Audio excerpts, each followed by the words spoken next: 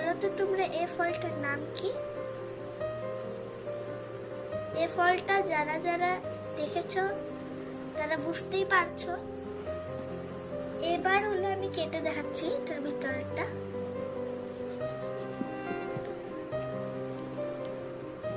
এই যে ভিতরের লুকটা এমন। এটা খেতে খুবই টক। দেখো এটার রস আছে।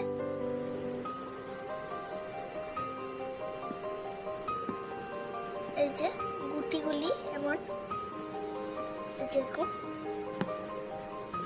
আমার খুবই ভালো লাগে এরকম করে খেতে। এই যে দেখো,